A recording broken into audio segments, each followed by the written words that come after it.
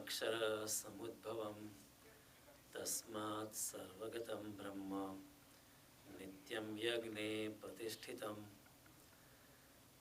सारे कर्म को, निष्काम कर्म को तो वेद से उत्पन्न और वेद को अविनाशी परमात्मा से उत्पन्न हुआ जान। इससे सिद्ध होता है कि सर्वव्यापी परम अक्षर परमात्मा सदा ही यज्ञ में प्रतिष्ठित है।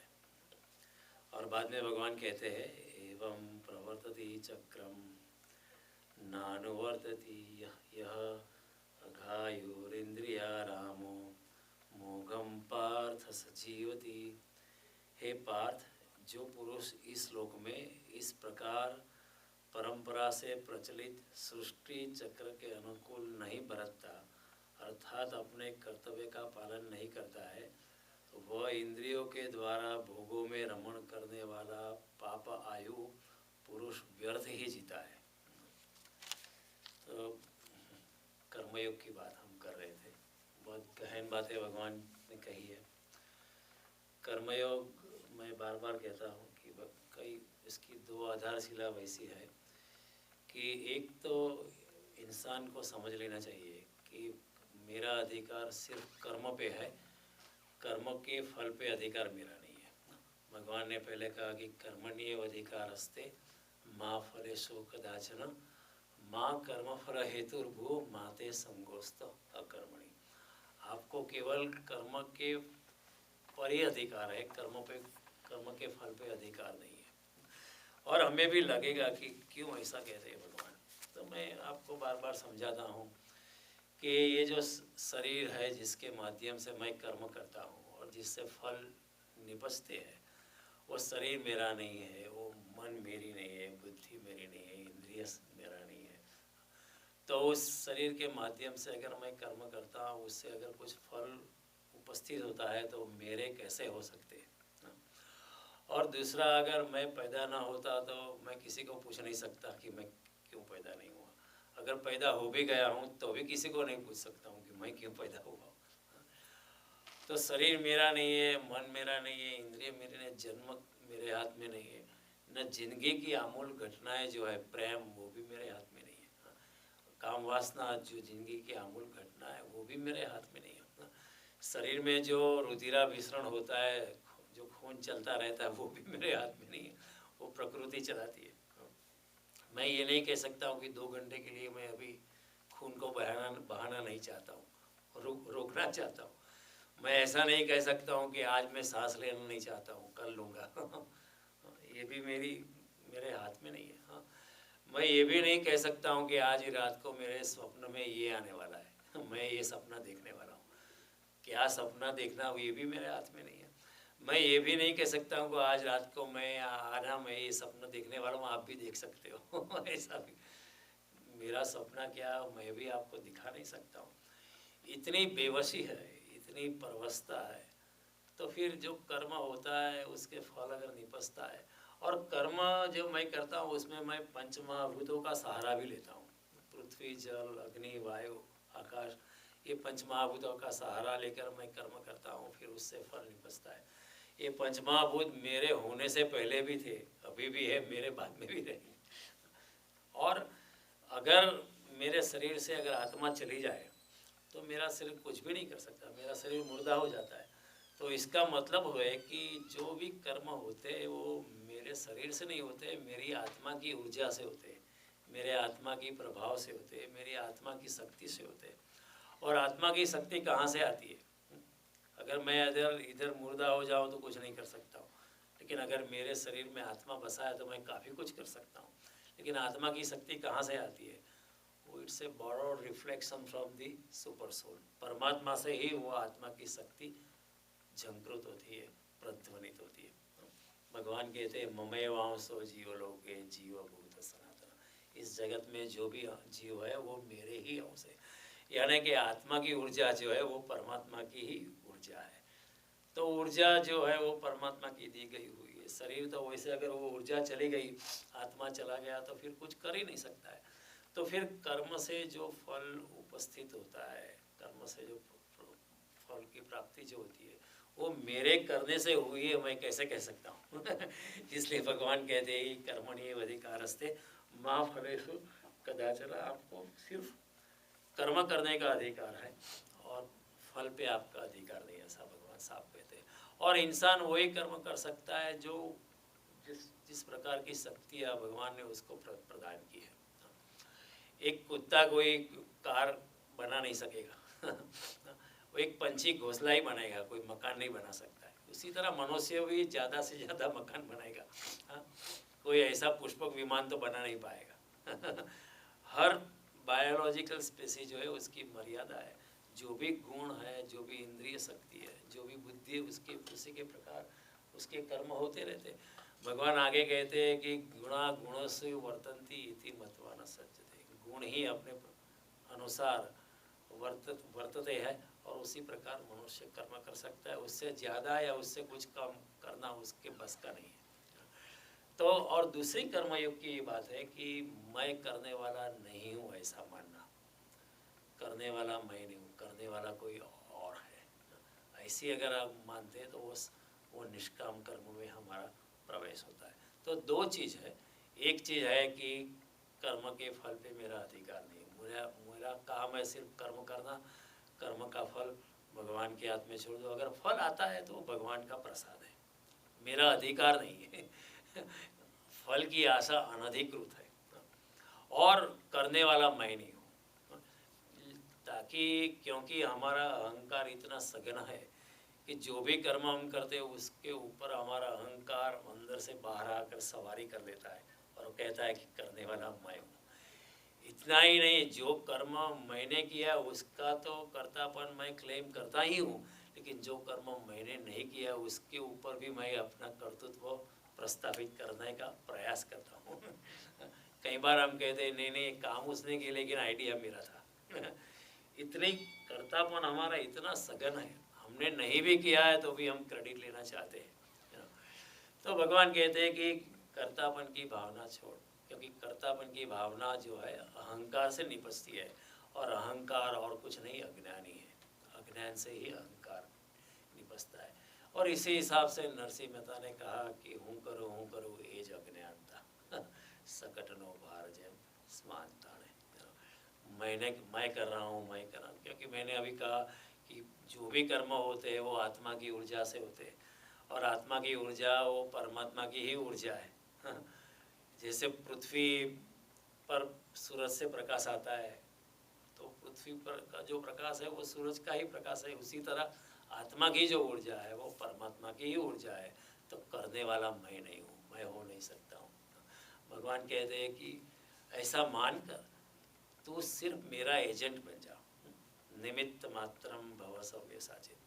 तू युद्ध कर, ऐसा मत सोचना कि मैं कर रहा हूँ, ऐसा नहीं सोचना कि मैं मार रहा हूँ, ऐसा नहीं सोचना कि मैं बचा रहा हूँ। न तो मारने वाला है न तो बचाने वाला है, न तो मारने वाला हो सकता है न तो बचाने वाला बन सकता। न युद्ध के भाग जाने से तो किसी को बचा पाएगा या युद्ध में रह के किसी को मार पाएगा। ये तो सब होता रहे, प्रकृति का कर्म है, जो होता है वो होने वाला है और जो होकर ही रहेगा। अगर तू माध्यम नहीं बनेगा तो कोई और बनेगा और कुछ नहीं।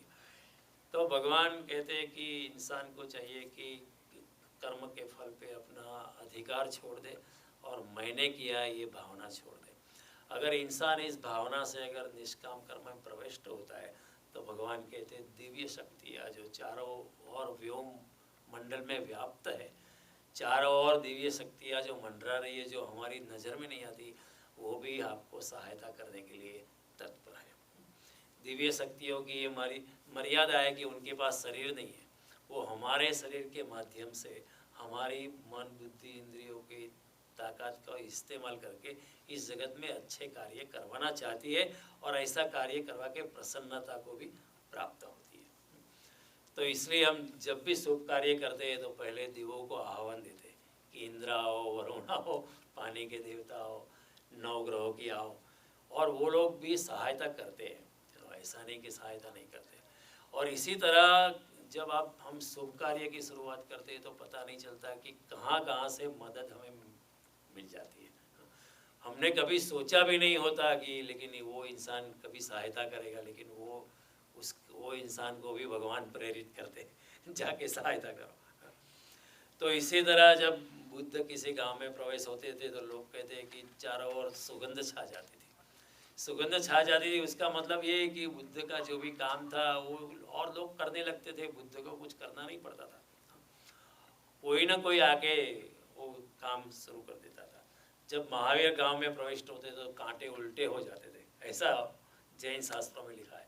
कांटे तो वैसे उल्टे नहीं होते, कांटे वैसे के वैसे, लेकिन कहने का तात्पर्य ये है कि जो भी कार्य निष्काम कार्य में महावीर के लिए संपन्न करना था, दिव्य शक्ति आके कर देती थी और एक तरह की सुगंध छा जाती थी, एक तरह वातावरण में प्रसन्नता और दिव्यता छा जाती थी। उसी हिसाब से हमारे पुराणों में भी कल्पना आती है कि जब सुखदेव जी ने भागवत कथा का प्रारंभ किया तो देवतागण भी आके सुनने लगे, और जब कथा संपन्न हुई तब देवतागणों ने भी पुष्प वृष्टि की।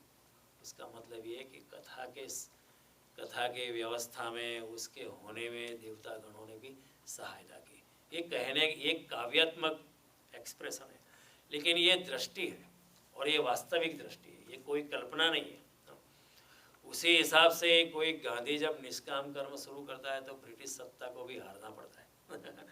कोई प्रभुपाद 69 ईयर्स ऑफ एज में जब अमेरिका आता है सिर्फ $8 के जेब में, लेकिन उसका निष्काम कर्म है कृष्ण भावना को, पश्चिम के जगत को इस ज्ञान देना, ऐसी भावना है, मर मिटने की तमन्ना है। हाँ, कौन आएगा इधर 69 ईयर्स ऑफ एज में? कौन आएगा? लेकिन वो आते हैं क्योंकि गुरु की आज्ञा थी और कृष्ण भावना का ज्ञान लोगों को देना था। वो आए और चारों ओर कृष्ण भावना, international society for Krishna consciousness 11 साल में सारे विश्व में वो व्याप्त हो गई। ये सब होता है, हाँ, ये सब हमारे ख्याल से बाहर हो जाता है, पता नहीं चलता है। आप शुरुआत करो, आगे आगे कुछ न कुछ हो जाता है। कहने का तात्पर्य क्या है? कुछ न कुछ हो जाता है, आगे आगे गोरख जागे, ऐसा कुछ हो जाता है। तो भगवान कहते हैं जब आप निष्काम कर्म की शुरुआत करते तो दिव्य शक्तियाँ भी आपको सहायता कर दी। और भगवान कहते हैं न केवल दिव्य शक्तियाँ, लेकिन प्रकृति भी आपको सहायता कर दी। प्रकृति भी अंधी नहीं है, प्रकृति भी जड़ नहीं है, प्रकृति भी सारे सूर्य चंद्र तारे पहाड़ नदियाँ वो भी आपको सहायता करने के लिए तत्पर हो जाती है। हमें आश्चर्य लगेगा, हम कहेंगे ये तो जड़ पदार्थ है, हम कहेंगे सूरज तो एक गोला है, चंद्रमा भी एक गोला है, लेकिन 9 ग्रह भी हमारे जीवन पे असर करते हैं। सारा ज्योतिष शास्त्र जो है उसी पे आधारित है। ऊपर दूर का मंगल ग्रह या शनि का ग्रह, गुरु का ग्रह हमारे जीवन को असर करता है। उसका मतलब है कि ये उसमें भी कुछ चैतन्य है जो हमारे साथ जुड़ी हुई है। इधर यहाँ एक फूल भी खिलता है इस पृथ्वी पे, तो उसमें सारे ब्रह्मांड का सहयोग होता है, हम अकेले नहीं है। दूर का सितारा भी मेरे हृदय की ध्वनि से प्रध्वनित होता है, मेरे हृदय की झंकार से झंकृत होता है। मेरे आत्मा के प्रकाश से दूर का सितारा भी प्रकाशित हो सकता है। ऐसा नहीं कि वो अकेला है और मैं अकेला, हम सब कुछ जुड़ा हुआ है। तो प्रकृति भी जड़ नहीं है। तो इसी ख्याल से जब ऋषि हमारा सूरज को प्रणाम करता था या चंद्रमा को प्रणाम करता था या नदी को प्रणाम करता था तो हमें वो पागल लगता था, लेकिन वो पागल नहीं था, क्योंकि उसके हृदय में जो भावना थी और उसके पीछे जो विज्ञान था उसका हमें पता नहीं है, उनको पता था। तो सूर्य को नमस्कार करने वाला ऋषि पागल नहीं था, उसके पीछे जो विज्ञान था कि सूरज के साथ भी मैं जुड़ा हुआ हूँ, नदी के साथ भी मैं जुड़ा हुआ हूँ, पर्वत के साथ भी मैं जुड़ा हुआ हूँ। ये जो भावना थी, वो भावना के प्रश्न कहते सारी प्रकृति आपको सहायता करने के लिए तत्पर है और फिर प्रकृति आपकी फिक्र कर देती है। हमें सवाल तो होगा ना कि अगर मैं निष्काम कर्म करने लगूँगा तो मेरा क्या होगा, मेरे बीवी बच्चों का क्या होगा, मेरे परिवार का क्या होगा। ऐसा नहीं है। सारी प्रकृति, सारे देवतागण आपकी सहायता करने के लिए तत्पर हो जाते हैं और आपको आपके शुभ कार्य में आपको काफ़ी सहायता करने के लिए काफ़ी आतुर हो जाते हैं। तो संगीत की भी एक तरंग होती है। जैसे देखो निष्काम कर्म में पंडित ओमकार नाथ जी ने संगीत के प्रयोग किए, और संगीत के प्रयोग के द्वारा वनस्पति पे क्या असर होती है। अगर संगीत की तरंग होती है, वनस्पति पे असर हो सकती है, तो क्या निष्काम कर्म की कोई तरंग नहीं हो सकती, निष्काम कर्म की भी एक तरंग हो सकती है। हमारे सनातन धर्म में ये बात बहुत अच्छी तरह बताई है कि अगर आपके पेट में बच्चा है, अगर आप सगर्भा है, तो आप स्पिरिचुअल आध्यात्म शास्त्रों का पठन करो, आध्यात्म शास्त्र को सुनो, उसकी असर बालक पे पड़ सकती है। अभी बालक शायद 1 दिन का भी हो, 2 दिन का भी हो, छोटा सा भी हो, लेकिन वो जो दिव्य विचार के तरंग होते हैं वो बालक की चेतना पे असर करके रहते हैं। ऐसा सब कुछ जुड़ा हुआ है, इस जगत में कुछ भी अलग नहीं है, एवरीथिंग इज रिलेटेड। ये योग की दृष्टि है, योग की दृष्टि जोड़ती है, साइंस की दृष्टि जो है वो तोड़ती है, एनालाइसिस करती है, योग सिंथेसाइज करता है। सारे जो भी विरोधाभास है, जो अलग दिखाई देता है, योग उसे जोड़ता है। दिव्य शक्तियाँ चारों ओर व्याप्त है, जड़ में भी परमात्मा है। तुलसीदास कहते हैं, जड़ चेतन और जीव जगत सकल राम में जानी, हरे व्यापक सर्वत्र समाना, प्रेम से प्रकट सोई में जाना। एक कुर्सी में भी परमात्मा की ऊर्जा है, और आज साइंस ने भी पुरवार किया है, उसमें भी इलेक्ट्रॉन, न्यूट्रॉन, प्रोटॉन है, और उसको शक्ति को अगर विभाजित किया जाए, उसका एटॉमिक फिजन किया जाए या फ्यूजन किया जाए, तो उसके बड़ी प्रगाढ़ शक्ति उसमें से निकल सकती है, according to Einstein's formula of E=mc²।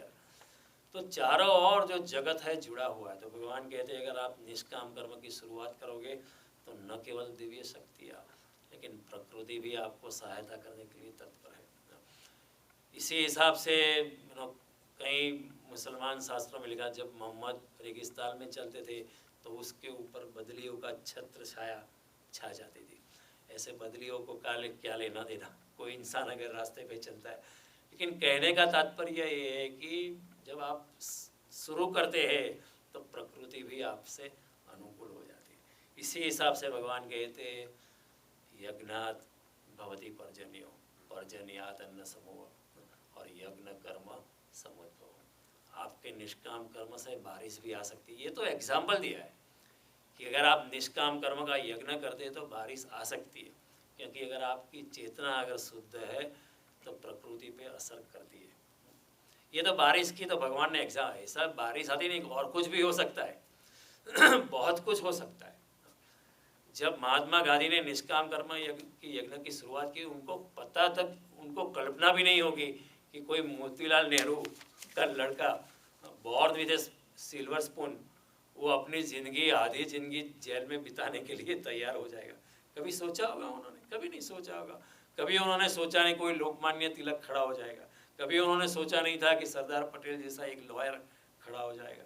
कभी उन्होंने सोचा नहीं कि इतने इंटेलिजेंट आदमी राजा जी या आचार्य कृपलानी और राम मनोहर लोहिया उनके साथ अपना योगदान देने के लिए खड़ा हो जाएगा। लेकिन भगवान कहते करके देखो, सारी प्रकृतियाँ आपको सहायता, दिव्य शक्तियाँ आपको सहायता करने के लिए तैयार है।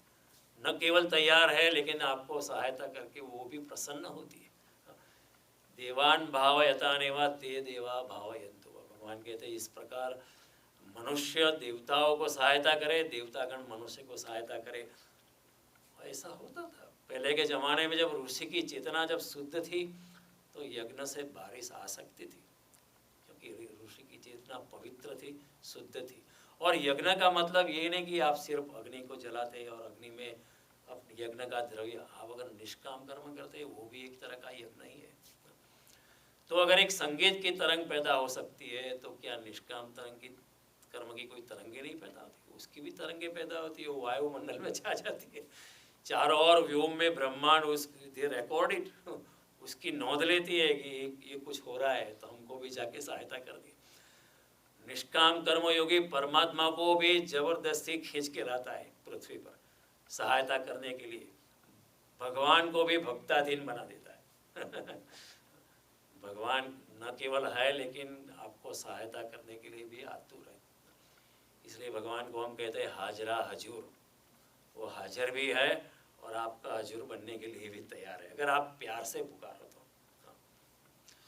समोहम सर्वभूतेषु न मे द्वेष्योऽसि न प्रिय, ये भजन्ति तो माम भक्त्या मयि ते तेषु चाप्यहम्। सारे भूत मात्र में समानता से व्याप्त हूँ, मुझे कोई द्वेष नहीं है, मुझे कोई एक्स्ट्रा डिस्क्रिमिनेशन नहीं है। लेकिन जो मेरे साथ प्यार से जुड़ जाते हैं, ये भजन्ति तु माम भक्त्या। भक्ति क्या है? प्यार है। भक्ति परम प्रेम स्वरूप। नारद जी भक्ति सूत्र में कहते हैं भक्ति क्या है? प्रेम का आखिरी स्वरूप जो है उसका नाम है भक्ति। प्रेम क्या है? एक तरह का खिंचाव है। देखो कुछ अलग अलग तरह के खिंचाव होते हैं। एक पदार्थ से पदार्थ का आकर्षण होता है। जैसे व्योम मंडल में छोटे ग्रह जो है वो बड़े ग्रह के आसपास घूमते हैं गुरुत्वाकर्षण से, उनको there is force of gravitation.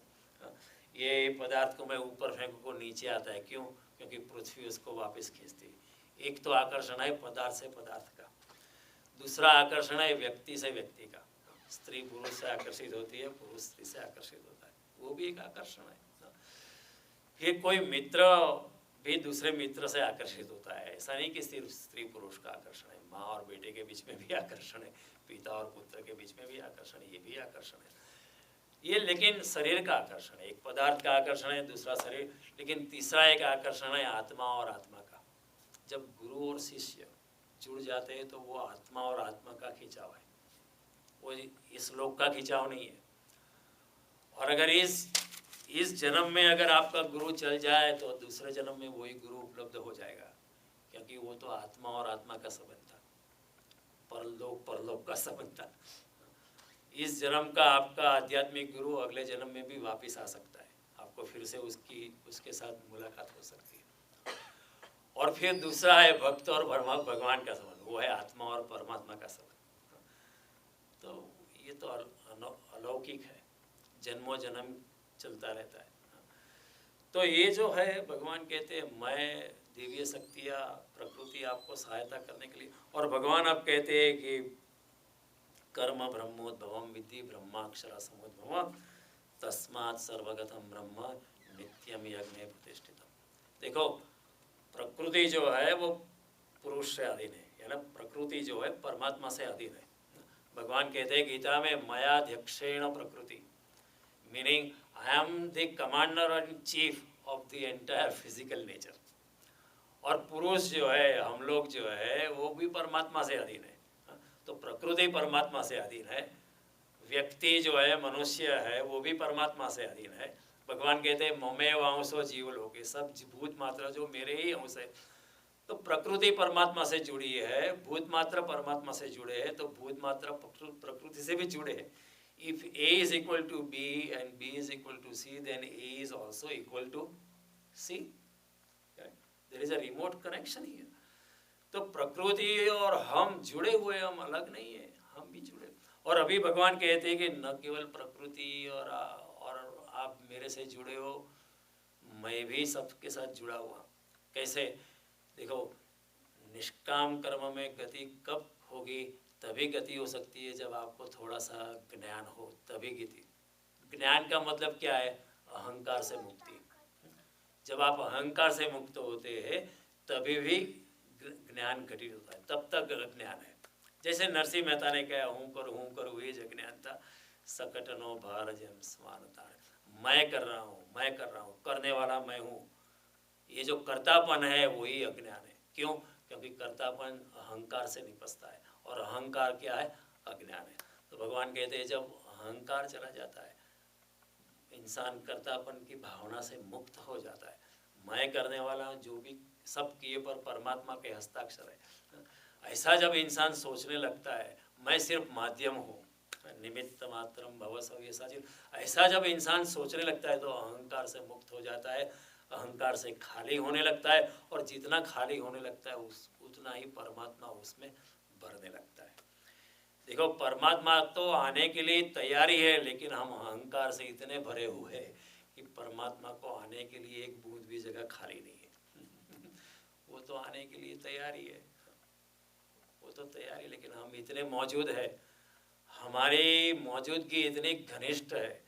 We are present with such a crystallized manner that even if he wants to come, he cannot come. There is no place for him into us.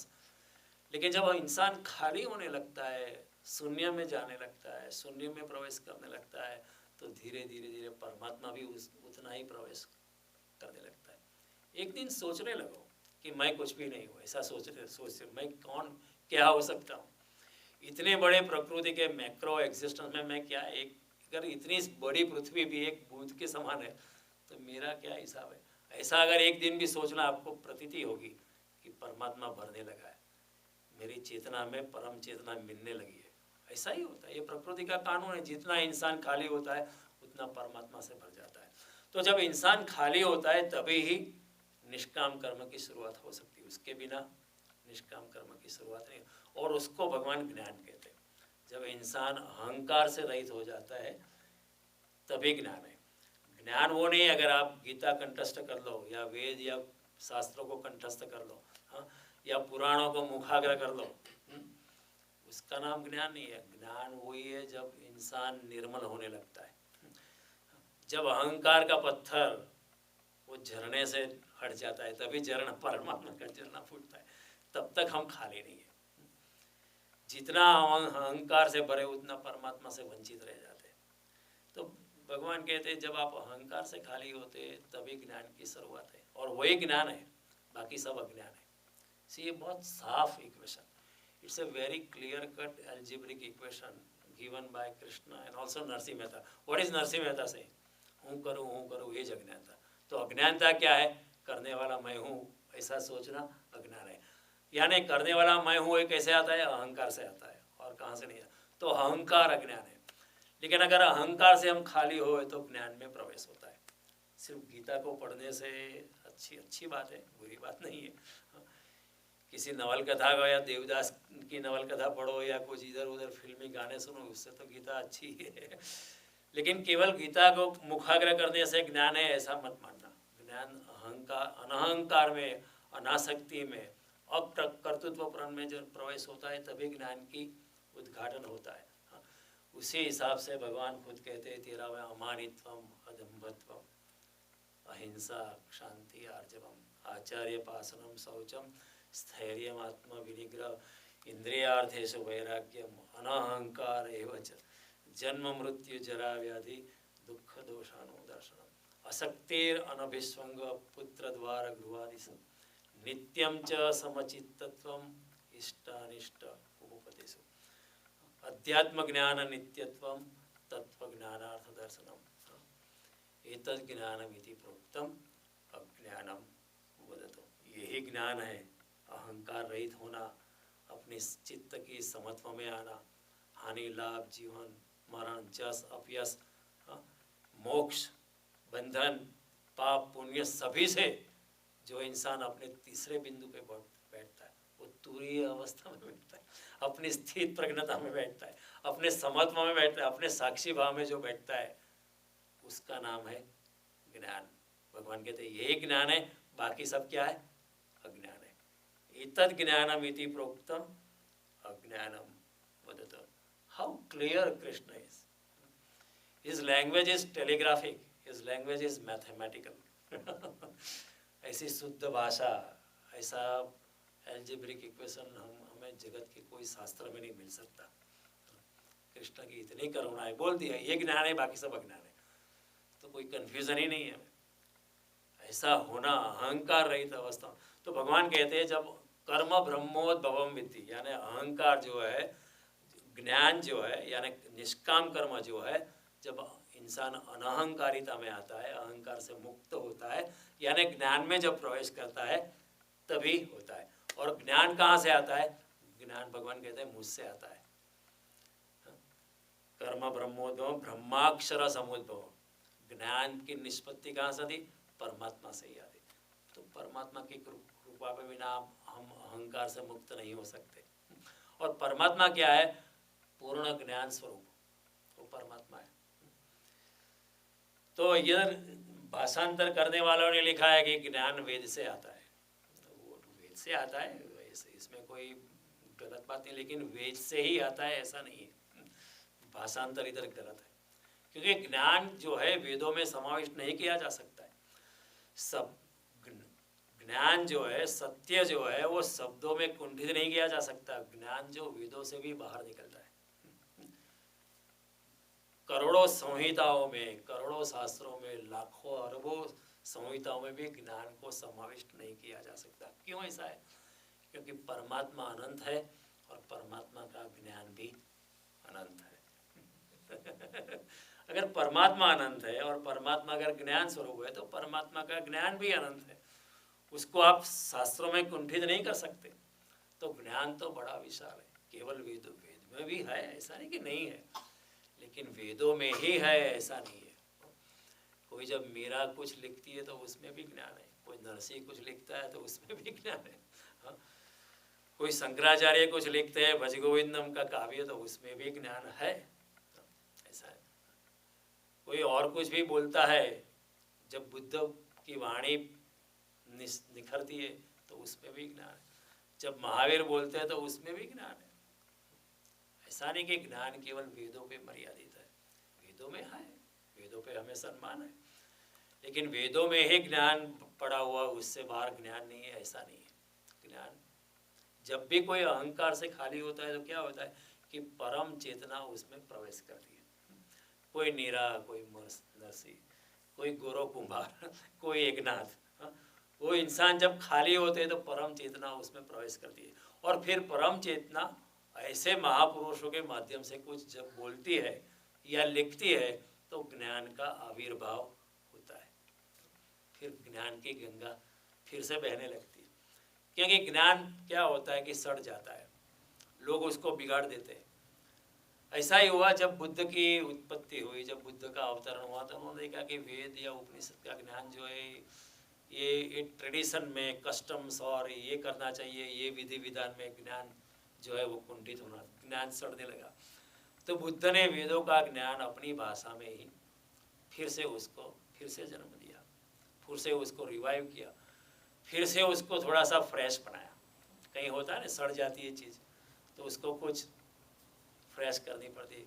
एक पानी का डबरा है वो सड़ने लगेगा तो कोई आगे उसका फुहारा बनाने लगा तो फिर पानी अपने आप एरिफिकेशन होकर क्लीन हो जाएगा। इसी तरह बुद्ध ने वेदों और गीता का ज्ञान, उपनिषद का ज्ञान फिर से उन्होंने स्वच्छ कर दिया और हमें फिर बुद्ध का ज्ञान भी 2,000-2,500 साल के बाद वो भी सड़ने लगा, क्योंकि क्या होता है कि वो ना समझ लोगों के हाथ में चला जाता है।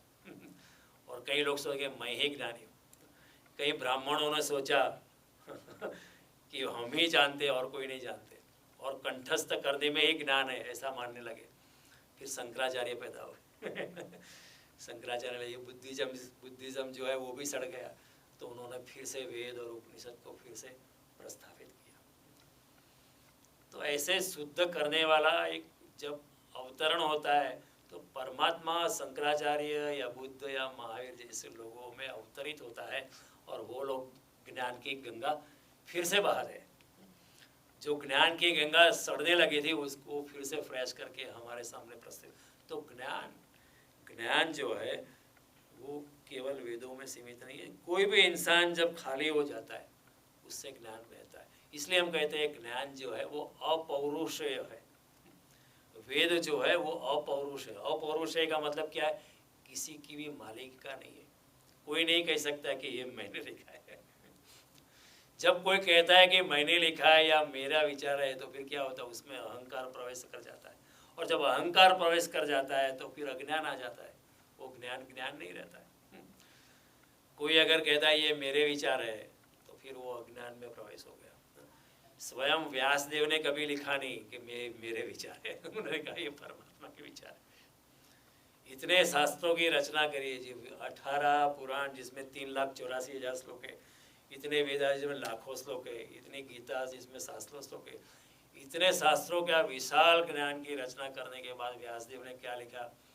मैं तो कुछ भी नहीं, ये मेरा नहीं है। मैं तो केवल माध्यम हूँ, मुझे ये सब विचार देने वाला कोई और है। ये ज्ञान है। लेकिन व्यासदेव अगर कह दे ये मेरे रिटन बाय व्यासदेव, मेरी कॉपीराइट है, पेटेंट है, इतने पैसे देने पड़ेंगे आपको, अगर तो वो ज्ञान नहीं रहता है, वो ज्ञान में प्रवेश हो जाता है। कोई अगर के ये फलाना बाबा है, अब किसी के विचार है, फला दादी या दीदी या बाबा या फला दादा किसी के विचार, तो समझ लेना कि अज्ञान की शुरुआत होगी। ऐसा होता है। सच्चा ज्ञान जो है वो अपौरुषेय है। देखो वेदों, हमारे विद्वानों ने कहा है सच्चा ज्ञान है अपौरुषेय, किसी की मालिक। क्यों ऐसा कहा है? क्योंकि वो परमात्मा से ही निखरता है। हम तो केवल बीच में माध्यम है। बीच में इंसान कोई शंकराचार्य माध्यम बन जाता है। भगवान अर्जुन को वही कहते हैं, निमित्त मात्रम भव सव्यसाची। मैं जो कह रहा हूँ वो तू कर, मेरा ये प्लान है, तो सिर्फ निमित्त होके बैठ। ये भगवान ऐसा कहते हैं। तो ये बड़ी सोचने की जैसी बात है। तो भगवान कहते हैं कि अगर निष्काम कर्म ज्ञान से घटित होता है और ज्ञान मेरे से घटित होता है, तो इसका मतलब क्या है? Once again the same formula कि निष्काम कर्म परमात्मा से होता है, हाँ, ज्ञान से घटित, और ज्ञान मेरे से है, तो इसका मतलब है जहाँ जहाँ निष्काम कर्म होता है वहाँ परमात्मा है, क्योंकि वहाँ ज्ञान है, और ज्ञान और कुछ नहीं, परमात्मा स्वरूप ही है। तो भगवान कहते हैं अगर तू निष्काम कर्म की शुरुआत करेगा तो फिक्र मत कर। आपको फिक्र होगी कि मेरा क्या होगा, मैं ऐसे आटा फेराना आशीर्वाद, हम गुजराती में कहते हैं, ये ऐसे ही चलने लगा निष्काम।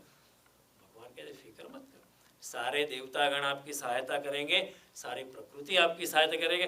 न केवल देवतागण और प्रकृति, मैं खुद, मैं अविनाशी परमेश्वर जो चारों ओर व्याप्त हूँ, मैं खुद आपकी सहायता करने के लिए हमेशा, तस्मात् सर्वगतम ब्रह्म नित्यम, हमेशा यज्ञ प्रतिष्ठित, आपके निष्काम कर्म के यज्ञ में मैं हमेशा मौजूद रहूँगा। तो ये इतना ही बड़ी गारंटी भगवान ने दी है यहाँ कि हम क्या कहें। भगवान ने बहुत अच्छी बात यहाँ हमको बताई है। और फिर भगवान कहते कि आप थोड़ा सा मिटो, अगर आप मिटने लगोगे तो मैं खड़ा हो जाऊँगा। मैंने आपको बांके का एग्जाम्पल दिया था लास्ट टाइम कि वो चाय डालने लगा, प्रोफेसर ने कहा कि अब बहुत डाल दी, एक बूंद भी जगह खाली नहीं है। क्योंकि प्रोफेसर ने आके सवाल पूछा, धर्म क्या है, परमात्मा क्या है, सत्य क्या है। क्योंकि वो प्रोफेसर था, थोड़ा सा अभिमान होता है, पढ़ने लिखने का भी अभिमान, ज्ञान का भी अहंकार होता है। तो बाकी ने कहा तुम्हारे अंदर भी एक बूंद भी जगह खाली नहीं है, परमात्मा आना चाहे भी तो कैसे आए। एक फकीर गुजर गया, तो परमात्मा ने कहा तू तो बड़ा अच्छा था, तू हम बड़ा अनहंकारी था, तेरे में जरा भी अहंकार नहीं था, वो मैं आपसे बहुत प्रसन्न था। तो फकीर ने कहा कि नहीं, ऐसा नहीं है, मैंने भी अहंकार किया था। परमात्मा को भी आश्चर्य हुआ कि मेरे ख्याल से तो उसने कभी अहंकार नहीं किया, उसने कभी अपनी बड़ाई नहीं की, कभी भी उसने नहीं कहा मैं करने वाला हूँ, हमेशा मेरे समर्पित भावना से काम करता था। परमात्मा ने कहा मैं नहीं जानता तूने कभी अहंकार किया, तू तो पूर्ण शरणागति में था। तो फकीर ने कहा कि हमने भी गुस्ताखी की थी, हमने भी गुस्ताखी की थी जिंदगी में एक बार, हमने भी गुस्ताखी की थी जिंदगी में एक बार, हमने भी एक बार अभिमान किया था। कब? यारों सब पैदल चले थे और हम जनाजे पर सवार। जब मैं मर गया तो मेरे मुर्दे को मेरे यार अपने कंधे पे लेके चल, लोग वो पैदल चल रहे थे, मैं उनके सर पे सो गया था। ये भी तो गुस्ताखी है, मुझे उनकी सहायता करनी थी नीचे उतर कर। फकीर जो है, संत जो है, योगी जो है, हमेशा ऐसा सोचता है कि मेरा अहंकार कहीं बाहर आके खड़ा ना हो जाए। बहुत जतन करता है कर्मयोगी, हमेशा सोचता रहता है कि मेरा अहंकार बाहर आके कर्मों पे कर्तापन की सवारी कर। बहुत अच्छा लगता है ना घोड़े पे सवारी करना। मैंने किया, लोग तालियां बजाए, बहुत अच्छा लगता है। लेकिन हमेशा योगी सोचता है कि मेरा अहंकार कहीं बाहर ना जाए, ये स्वभाव पौरुष है, मेरी मालकियत का नहीं। तो फकीर ने कहा कि हमने भी गुस्ताखी की थी जिंदगी में एक बार, यारों सब पैदल चले थे और हम जनाजे पर सवार। परमात्मा कितने प्रसन्न हुए होंगे उसकी कल्पना करना भी मुश्किल है। तो ये अनहंकार की बात है, हमारे दिमाग में नहीं आ सकती, हमारी समझ में नहीं आ सकती। लेकिन लोग मर मिटे, लोग ने पूर्ण शरणागति दे दी, पूर्ण शरणागति ले ली। आप जैसा करवाए हम करें, तेरी मर्जी के बिना हम कुछ न करें। अस्तित्व में आया हूँ, मैंने जन्म लिया है, तो अस्तित्व जो भी करवाना चाहे वो मुझसे करवा ले। ऐसी अगर भावना है तो उसकी भी तरंगे व्योम मंडल में चारों ओर दिव्य तरंगे वायुमंडल में व्याप्त हो जाती है। और ऐसी दिव्य तरंगे जब पैदा होती है तो दिव्य शक्तियाँ प्रकृति और परमात्मा मजबूर होके भी उनको वो तो आने के लिए तत्पर है वैसे, लेकिन आना नहीं चाहे तो भी आना पड़ता है, आना नहीं चाहे तो भी उनको आना पड़ता है कि नहीं नहीं ये तो जास्ती हो जाएगी, ये तो बेइंसाफी हो जाएगी अगर हम जाके सहायता ना करें। ऐसा हो जाता है नहीं। एक छोटा सा बालक था गांव में, तो उसने एक छोटी सी लड़की थी, लड़का भी नहीं था, तो पिताजी से पूछने कि हमारे गांव में वर्षा नहीं होती है तो ये दुष्काल हो गया, कुछ हम कर नहीं सकते। तो पिताजी ने कहा क्या कर सकते, दुष्काल है, 3 साल से दुष्काल चल रहा है, बारिश नहीं हो रही, हम कुछ नहीं कर सकते। तो कि हम नदी का पानी नहीं ला सकते। तो पिता ने कहा वो तो 10 किलोमीटर दूर है, वहाँ से नहर कौन बनाएगा। तो सब लोग मिलके नहीं बना सकते, कैसे बनाएंगे, कोई मिल के नहीं बनाएगा कोई मिलके बनाने वाला नहीं है। तो लड़की ने दूसरे दिन क्या, लड़की ने छोटी सी बालिका थी 10 साल की, उसने जितनी भी ताकत थी उसने नहर खोदना चालू की, गांव से लेकर नदी से लेके नहीं। आमतौर पे लोग नदी से शुरुआत करते हैं, लेकिन गांव के लोगों को कुछ प्रेरित करने के लिए उसने भी बड़ी होशियारी से बात चालू की। वो खोदने लगी, वो जब खोदने लगे दूसरे लड़के लड़कियां ने देखा कि ये क्या हो रहा है, तो उसने बोला मैं नहर बना रही हूँ।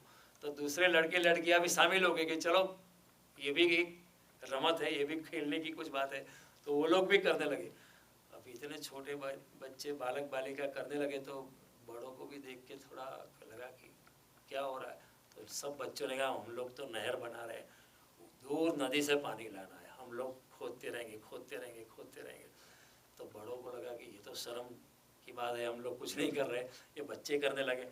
तो सारा गांव सम्मिलित हो गया, सारा गांव सम्मिलित हो गया और सारा गांव ने एक 10 किलोमीटर दूर तक एक नहर बना ली, जो सालों से कभी किसी ने बनाने की नहीं सोची थी ऐसा ही होता है, जब छोटा बालक छोटा मनुष्य काम करने लगता है तो फिर प्रकृति को आना पड़ता है परमात्मा को। जब बालिका ने काम किया तो परमात्मा ने दूसरे बालकों को प्रेरित किया कि जाओ जाके सहायता करो। और जब दूसरे बालक करने लगे तो दूसरे औरत और मर्द लोग जो बड़े हो चुके उनको भी प्रेरणा, जाओ मदद करो। तो ये क्या है, दिव्य शक्ति आके खड़ी हो जाती है, सहायता करती है।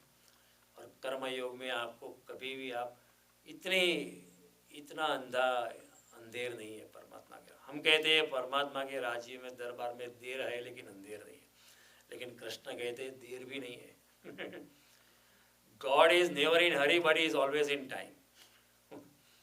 देर नहीं होती है, देर भी नहीं होती है, देर भी नहीं है अंधेर भी नहीं है हम कहते हैं देर है लेकिन अंधेर नहीं है, देर भी नहीं है, इज ऑलवेज इन टाइम। आप करके देखो, करके देखने का सवाल है, कुछ ना कुछ हो जाता है। और परमात्मा अनंत शक्तियाँ चारों ओर से आके सहायता करने के लिए, आपको सहायता करने के लिए उपलब्ध हो जाती है। और ये एक ये जो कर्म है वो हमेशा चलता रहता है। तो भगवान कहते हैं अगले श्लोक में, एवं प्रवर्तति चक्रम नानो वर्ती है अघायोर इंद्रिया रामो मोगम पार्थ सजीव। इस प्रकार ऐसा सृष्टि चक्र है। कैसा चक्र है कि देवता मनुष्य गण निष्काम कर्म करता रहे, देवता गण उसकी सहायता करते रहे, परमात्मा भी उसकी सहायता करता रहे, प्रकृति भी सहायता करती, एक दूसरे को सहायता करे, अन्योन्याश्रित अच्छे कार्य। जब ऐसा होता है तो पृथ्वी जो है प्यार से भर जाती है। तब जब पृथ्वी पर बड़े सरल लोग, सीधे साधे पवित्र लोग जब मौजूद थे, तब वो लोग जब ऐसे कार्य करते लगते थे तो प्रकृति वर्षा देती थी, नदियाँ पानी देती थी पौधे अन्न देते थे, वृक्ष फल देते थे, जिंदगी में एक मौज थी, चमक थी, संगीत था, आनंद था। लेकिन जब मनुष्य अपने आप को तोड़ने लगा और कहने लगा no no I am going to conquer the physical nature, मैं प्रकृति को जीतना चाहता हूँ, तो अपने आप को तोड़ दिया उसने। फिर एक वितराग खड़ा होता है, एक थोड़ा सा घर्षण खड़ा होता है, फिर से एक सामंजस्य टूट जाता है। प्रकृति के साथ जो एक तालमेल था, संगीतपूर्ण एक तालमेल की घटना थी, वो टूट जाता है, तो इंसान थोड़ा दुख में चला जाता है। प्रकृति से क्या जीतने का? It is like saying I am going to conquer my hand. There is an organic unity, there is a biological unity between you and the physical nature. प्रकृति से क्या लड़ने का? प्रकृति तो मेरी माता है। इसी हिसाब से लोगों ने ऐसा कहा, गंगे च यमुने चैव गोदावरी सरस्वती नर्मदा सिंधु कावेरी जलेस्मिन् कुरु। सुबह जब कोई स्नान करता है वो भी पवित्र भावना से, नदी में प्रवेश करता है तो नदी को प्रणाम करके प्रवेश करता है, ऐसे ही डाइव नहीं लगाते थे नदी में निर्वस्त्र नहीं जाने का, ऐसा शास्त्रों में लिखा है। वो जल देवता का सम्मान रखने का। ये सब बातें हमारी समझ में तभी आ सकती है कि जब हम प्रकृति के साथ हिल मिल के रहने लगे, प्रकृति को भी अपनी माता समझने लगे। तो ये सृष्टि चक्र है। भगवान कहते हैं ये चक्र के अनुसार एवं प्रवर्तते चक्रम, इस तरह जो चक्र के अनुसार ये चक्र, ये सर्कल जो है उसके अनुसार जो चलता है वो सुख को प्राप्त होता है, दिव्यता को प्राप्त।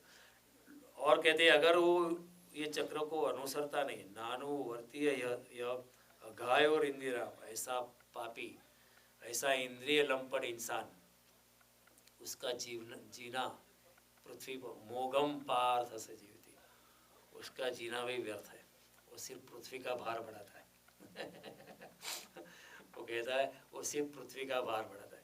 नारद जी श्रीमद् भागवत में कहते हैं कि जो इंसान मनुष्य जन्म लेकर ईश्वर के साथ जुड़ नहीं जाता है, परमात्मा की नहीं सोचता है, निष्काम कर्म नहीं करता है, आध्यात्मिक जीवन में प्रवेश नहीं करता है, ऐसे इंसान ने व्यर्थ ही अपनी माता को प्रसूति की पीड़ा दी है, ऐसे इंसान ने व्यर्थ ही पृथ्वी का भार बढ़ाया है सी देखो, Narad ji statement is to fold. तू न जन्म होता तो भी चल जाता अगर तो तूने ऐसे ही फालतू में माता को प्रसूति की पीड़ा दी, तेरी माता को इतनी पीड़ा देने की भी जरूरत नहीं थी, न जन्म होता तो भी चल जाता, और तू ऐसे ही पृथ्वी का भार बढ़ा रहा है। मनुष्य जन्म होकर तू अगर निष्काम कर्म में नहीं जाता है, परमात्मा के साथ जुड़ नहीं जाता है, अपना आयुष्य ऐसे ही गंवा देता है, जन्म तेरा बातों ही बीत गयो, तूने कबहू न कृष्ण कहो, ऐसी अवस्था जब आ जाती है तो तू व्यर्थ ही, तुझे न पैदा होता। भगवान यही बात कहते हैं, गाय और इंद्रिया रामो, ऐसा इंद्रिय लंपट जो इंद्रियों में घुमा करता है। इंद्रिय सुख ही जिसके जीवन की जोड़ है, इंद्रिय सुख की जिसका परिचय है। क्या किया जिंदगी भर? बस मौज की यही जिसके जीवन का निष्कर्ष है, निचोड़ है, वो दिव्यता के अनुभव से वंचित रह जाता है, क्योंकि इंद्रियों के पास जा ही नहीं सकता। इंद्रियों में ही जो घूमता रहता है, शब्द स्पर्श रूप रस गंध, ये इसमें इंद्रियों के विषयों में जो घुमा करता है, वो इंद्रियों के पार जो आत्मा और परमात्मा की दुनिया है उसके बारे में सोच भी नहीं सकता है। जाने की तो बात ही अलग है सोच में, स्वप्न में भी विचार नहीं आता है। ऐसा स्वप्न में भी ऐसा इंसान को भी, वो भगवान कहते हैं अघायो और इंद्रिय, ऐसा पापी अघायो जिसका जीवन ऐसा पाप युक्त हो जाए, अपने लिए खाता है, अपने लिए अन्न पकाता है, ये पचन्त्यात् आत्मकारणात् भगवान के यज्ञ शिष्ट सिनासंतो मुच्यन्ते सर्व किलुष भुंजते त्वेत अगम्पा, तू अपना ही पाप खाता है। अगर तू सिर्फ अपने लिए ही काम करता है, अपने लिए ही करता रहता है, भगवान कहते हैं तू और कुछ नहीं करता है, अपना ही पाप खाता है इधर भगवान फिर कहते हैं गायु इंद्रिया रामो मोगम पार्थ, ऐसा इंसान का जीना व्यर्थ है। ऐसा इंसान न भी पैदा होता तो चल जाता, ऐसा इंसान ने अपनी माता को सिर्फ व्यर्थ में ही प्रसूति की पीड़ा दी है, ऐसा इंसान सिर्फ व्यर्थ में ही पृथ्वी का भार बढ़ाता है माता पृथ्वी को कुछ वजन सहन करना पड़ता है। जो व्यक्ति निष्काम कर्म में नहीं जाता है, परमात्मा के साथ जुड़ता नहीं है, अनहंकार में प्रवेश नहीं करता है, अकर्तृत्वपन में प्रवेश नहीं करता है, ऐसा इंसान इतना दब जाता है पाप से, ऐसा पापी का जीना व्यर्थ है। दो तरह के जीवन जिया जा सकते हैं, दो तरह के आप एक तो सृष्टि के क्रम के अनुसार सहजता से, सरलता से, पवित्रता से, निरहंकारिता से, दिव्य आत्माओं के साथ, दिव्य शक्तियों के साथ हिल मिल कर, प्रकृति के साथ हिल मिल कर, गुरु से हिल मिल कर, आध्यात्मिक ज्ञान से हिल मिल कर, परमात्मा के साथ अनहंकारिता से, भक्ति से, शरणागति से, और जीवन भी एक आनंद मिल जाता है, जीवन एक पवित्रता से भर जाता है। आपके पास कुछ भी नहीं होगा, फिर भी आपके चेहरे पे एक संतोष का आनंद निखरता है, बहता है। हमने बहुत लोग ऐसे देखे, हमने तो इंडिया में हम रहे, हम छोटे बच्चे थे, कई लोग हमने देखे हैं हमारे प्रत्यक्ष अनुभव में कि उनके पास कुछ भी नहीं था, एक ही पैर, ओनली वन पेयर वस्त्र की जोड़ी थी, वो रात को धो लेते थे, सुबह सुखा लेते थे, वही वस्त्र फिर से पर। ऐसे लोग भी बड़े संतोष और आनंद मग्न दिखाई पड़ते थे। जब ऐसे पृथ्वी पर ऐसे लोग, तो पृथ्वी एक बड़ा आनंद का अवसर बन जाती थी। तो एक जीने का ये तरीका है, अनहंकारिता से, सहजता से, सरलता से, सुगंध से, चमक से। फिर जिंदगी में मौज है, चमक है। आज हमारे पास सब कुछ है, सब कुछ है, लेकिन हमारे चेहरे पर स्मित नहीं है। फैमिली मेंबर के साथ बात करते हैं तो भी कोई आनंद से बात कोई नहीं कर रहा है आज। हालांकि हमारे माँ बाप के पास जितना था उससे 100 गुना, 200 गुना, 300 गुना ज़्यादा संपत्ति है। आज बेटा और बेटी माँ बाप के साथ इतने आनंद से जुड़े नहीं है, इतने प्रेम से, इतने सम्मान से जुड़े नहीं है। कभी पता भी नहीं चलेगा बेटी घर में है या बाहर है। पूछने का भी अधिकार नहीं कि आज क्यों लेट आई है या क्या आज क्यों लेट है, कहाँ हो। घर में भी हम सेलफोन से बात करते हैं, वो अपने कमरे में, उसको बाहर नहीं बुला सकते हम। हाँ, कहाँ हो, क्या कर रही हो, नहीं मैं ये कर रहा, ठीक है करो। प्रेम खो गया जिंदगी में, क्योंकि हम ये जो सृष्टि चक्र भगवान यहाँ बात करते हैं, प्रकृति, परमात्मा, सारे मनुष्यगण, देवतागण के साथ हिल मिल के रहना, प्रेम से रहना, पशुओं के साथ, पक्षियों के साथ। न केवल आप है, मनुष्य का फर्ज बनता है कि प्राणियों की भी संभाल रखे। सी हमारे ऋषि मुनि जब खाने से पहले थोड़ा पक्षी के लिए, गाय के लिए, कुत्ते के लिए थोड़ा पहले निकालते। सिंबॉलिक था, लेकिन फिर भी बड़ी अच्छी भावना थी। आज ये भावना चली गई। पहले लोग कुत्ते के लिए निकाले, क्योंकि कुत्ता को क्या, वो तो अगर स्ट्रीट वाला, मेरे पिताजी हमेशा कहते, गाय तो कई बार घास खा लेगी, कुत्ता क्या खाएगा। वो गली का कुत्ता है, वो तो हंटिंग कर नहीं सकता है, उसका खाना है। वो हंटिंग के लिए उसे कुछ मिलने वाला नहीं। तो अभी जो शेरियों में कुत्ता रहता है उसको तो हमको ही खिलाओ। तो पहले कुत्ते के लिए निकालो, बेचारा भूख से मरेगा। गाय को तो कोई भी घास खिला देगा, गाय घास खा सकती है, रोटी भी खा सकती है, कुछ भी साग। कुत्ता सिर्फ हमारी रोटी पे, और वैसे रोटी उसका आहार नहीं, उसका आहार तो मांसाहार है। प्रकृति ने उसको ऐसा ही बनाया, उसका भी कोई दोष नहीं है। तो ये एक भावना थी कि ये हमारी भावना है। लोग पंखी के लिए चारा डालते थे, एक भावना थी। वो जो स्क्विरल है उसके लिए भी कुछ डाल के रखते, वो खाएगी बेचारी, उसकी भी क्षुधा शांति हो जाएगी। लेकिन ये भावना हमारी चली गई, तो उसमें परिणाम किए हम ज़्यादा संपत्तिवान हो गए, लेकिन हम ज़्यादा दुखी हो गए। आज स्मित चला गया, प्रेम चला गया, विश्वास चला गया। आज भाई भाई में, बहन बहन में, माता और संतान में भी विश्वास नहीं बचा है। माता को भी कुछ राजकीय गणना करनी पड़ती है कि इसके साथ ऐसा करोगा तो उसको इतना बुरा लगेगा। माता भी बड़ी दुखी हो जाती है, क्या करें। एक माता जी एक दिन हमको मिली थी, मैंने उनको बोला आप हमारे घर आ जाइए, आइए एक दिन हमारे साथ रहो। वो हमारे घर आई, वो जैसे घर आई वो रोने लगी। जैसे ही घर में उन्होंने प्रवेश किया, उन्होंने कहा तुम्हारे घर में हमें बहुत आनंद लगा, लेकिन हमारे घर में बहुत प्रॉब्लम है। जब मैं फ्रिज का दरवाज़ा खोलती है, वहाँ चिकन रखी हुई थी, और मैं पूरी 100% वेजिटेरियन, पूरी वैष्णव हूँ, पूरी कृष्ण भक्त हूँ, और लेकिन क्या करूँ, मैं अपने बेटे को कुछ नहीं बोल सकती हूँ, ना अपने पौत्र और पौत्री को कुछ भी बोल नहीं सकती। वो लोग खाते हैं, मैं उनको सलाह भी नहीं दे सकती हूँ कि मत खाओ क्योंकि और उन्होंने कहा आपके घर में कुछ नहीं खाते, बहुत बहुत आनंद हुआ, लेकिन मुझे बहुत दुख भी हुआ, रोने लगी। ये हालत हो गई। क्यों ऐसी हालत? क्योंकि हमने सृष्टि के चक्र को तोड़ दिया प्रकृति से तालमेल तोड़ दी।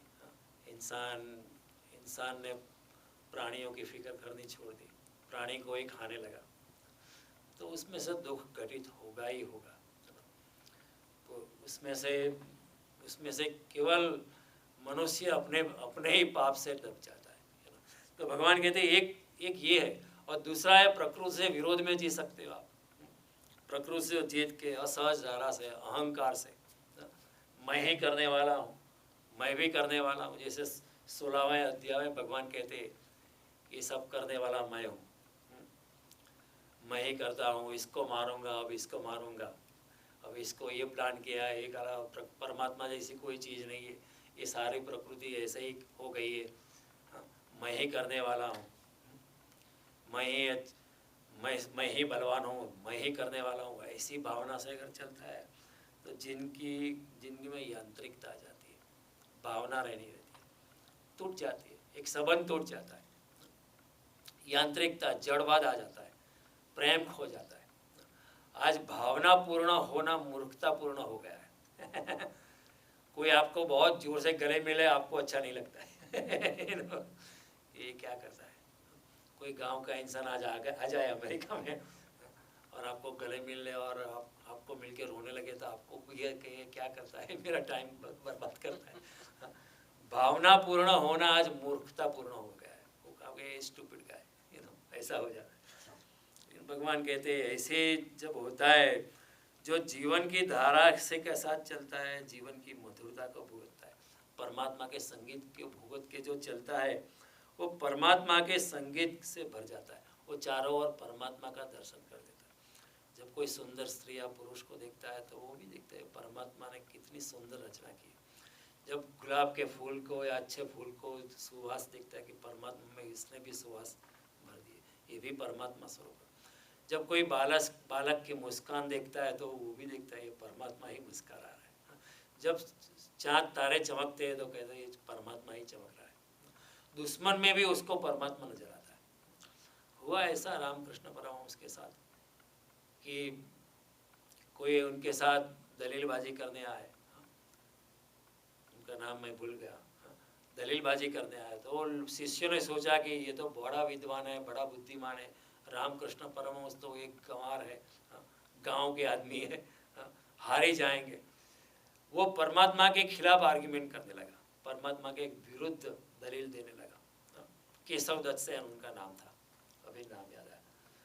वो परमात्मा नहीं है ऐसी दलीलबाजी रामकृष्ण परमहंस के सामने करने लगा।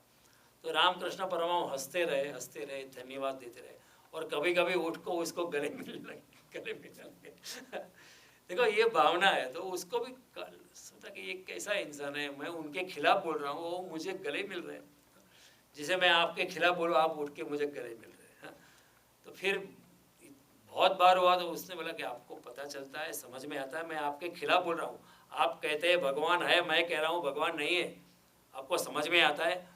रामकृष्ण परमहंस ने कहा कि मुझे समझ में आता है, लेकिन ये मैं सोचता हूँ कि आपके अंदर जो परमात्मा बसा है वो अपने खिलाफ ही विधान दे रहा है। The God with in you is arguing against his own self. क्या परमात्मा की लीला है?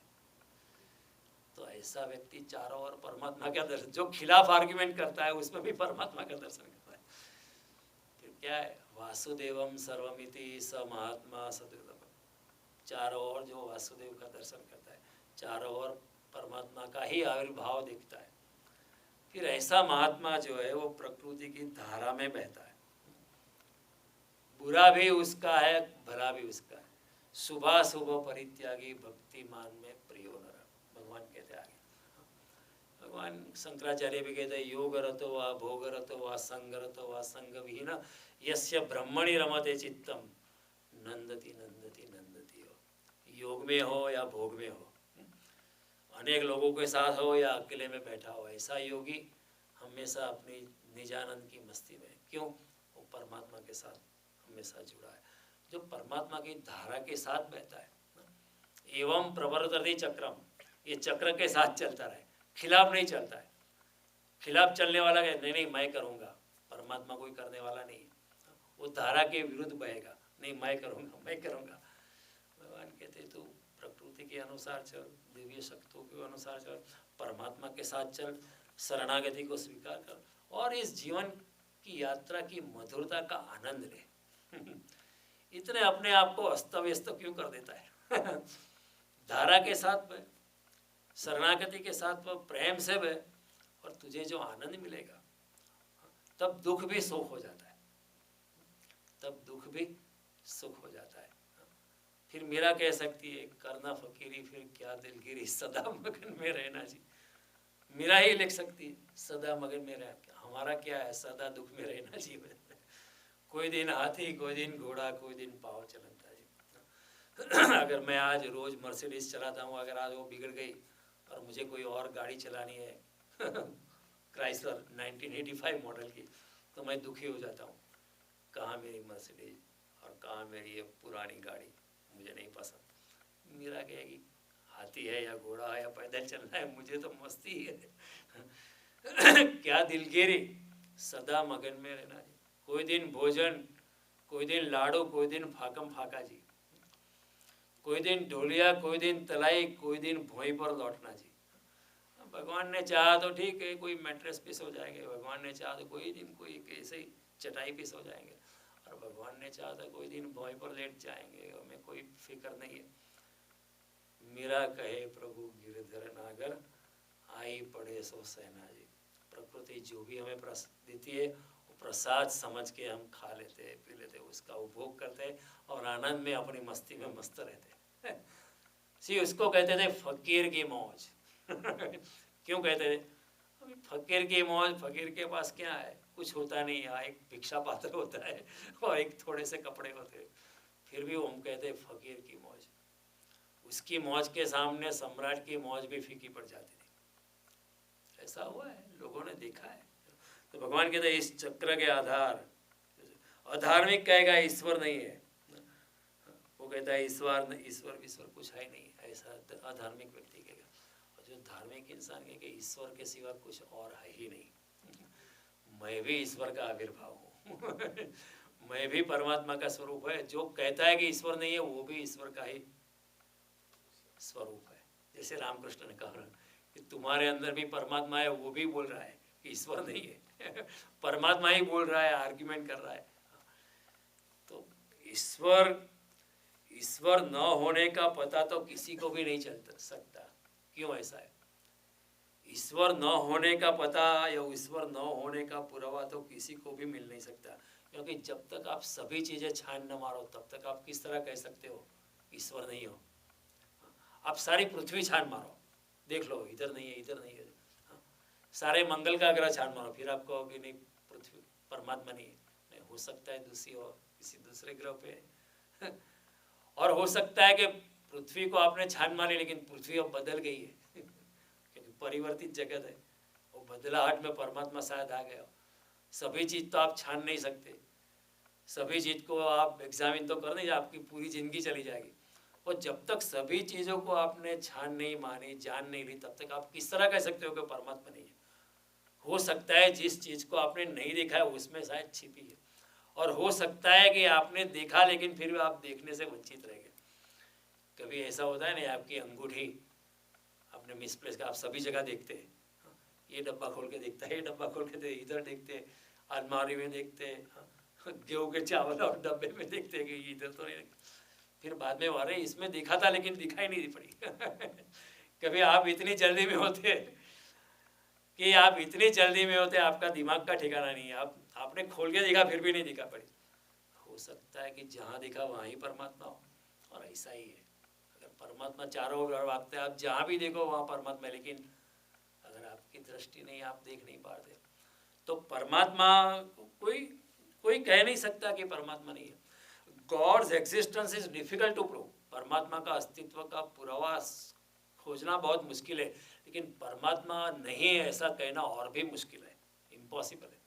क्योंकि हो सकता है जहाँ आप नहीं देख सकते वहाँ है, जहाँ आपकी इंद्रियां पहुँच नहीं सकती वहाँ हो सकता है, और वैसा ही है क्योंकि परमात्मा आपकी इंद्रियों से पार है।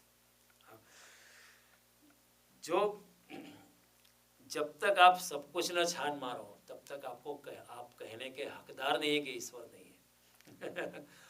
और कई लोग जो कहते हैं कि ईश्वर नहीं है, वो ऐसा जानकर नहीं कहते कि ईश्वर नहीं है, वो ऐसा चाहते हैं कि ईश्वर न हो। क्योंकि अगर ईश्वर है तो उनके अहंकार को रहने की कोई गुंजाइश नहीं है। अगर ईश्वर है तो फिर मेरा अहंकार तो बिखर ही जाएगा ना। तो मेरे अहंकार को बचाने के लिए मुझे कहना पड़ता है कि ईश्वर कुछ है नहीं, मैं हूँ। अगर मैं मान लूँ कि ईश्वर है तो फिर मेरा अहंकार उसका क्या होगा? वो तो बिखर ही जाएगा हवा में। अगर ईश्वर की सिद्धि हो गई, अगर ईश्वर सिद्ध होगा, ईश्वर का अस्तित्व से मेरा अहंकार तो बिखर गया। ढेर लोग जब कहते हैं ईश्वर नहीं है तो ऐसा नहीं कि वो ऐसा जान लेते हैं कि ईश्वर नहीं है, लेकिन वो चाहते हैं कि ईश्वर न हो ताकि अपने अहंकार को बढ़ावा दे सके। अपने अहंकार को एक्सपांड कर सके। तो ये भगवान कहते हैं कि ईश्वर हो तो प्रकृति के खिलाफ आप रह नहीं सकते हो। परमात्मा के खिलाफ अगर ईश्वर है तो आपको प्रकृति के अनुसार ही जिंदगी में जीने में मजा है, आनंद है, चमक है, मौज है। अगर आप अपने आप को तोड़ देंगे तो आप अपने आप को ही दुखी करेंगे। तो भगवान कहता है इस तरह ये चक्र है। तो ये श्लोक की हमने शुरुआत की है। अगली बार जब हम मिलेंगे तो यही श्लोक के बारे में आगे सोचेंगे कि ये चक्र जो भगवान कहते वो चक्र क्या है, भगवान कौन से चक्र की बात करते। तो इसी हिसाब से हमारे ऋषियों ने जो चातुर्वर्ण, जो 4 वर्ण की व्यवस्था की थी, वो भी प्रकृति के अनुसार ही वर्ण की व्यवस्था की थी। उसमें क्या है, अपने अपने प्रकृति के अनुसार रहो। अगर आपकी प्रकृति, आपका स्वभाव ब्राह्मण जैसा है तो आप ब्राह्मण होकर रहो। आपका स्वभाव या आपकी प्रकृति क्षत्रिय जैसी है तो आप क्षत्रिय होकर रहो, उसमें आपको आनंद आएगा। आपका स्वभाव अगर कोई वैश्य जैसा है तो आप वैश्य होकर रहो।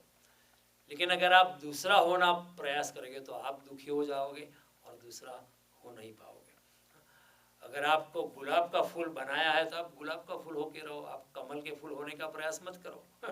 क्योंकि आप कमल का फूल हो नहीं पाओगे, आपको गुलाब का फूल ही बनाया। तो अपने अपने स्वभाव के मुताबिक रहो। वो भी एक प्रकृति के अनुसार रहे, वो अपनी प्रकृति। फिर बाहर भी प्रकृति है और बाहर की प्रकृति है, दूसरी एक प्रकृति के अनुसार हमारे ऋषि मुनियों ने बहुत दीर्घ दृष्टि दी है।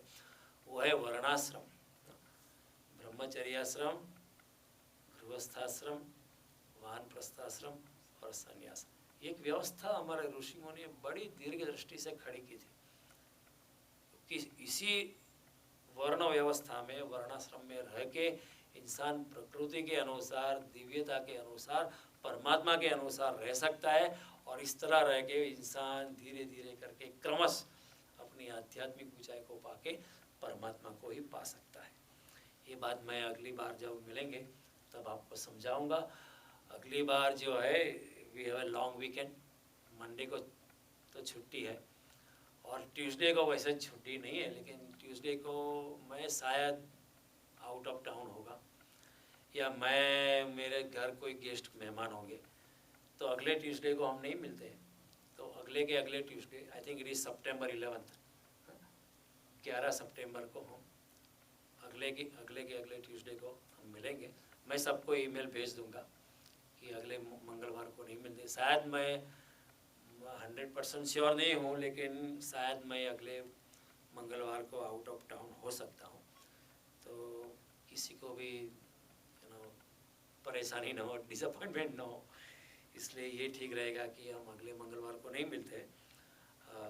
उसकी बजाय हम अगले के अगले मंगलवार, next to next Tuesday September 11 को मिलेंगे। तब तक के लिए आप धन्यवाद।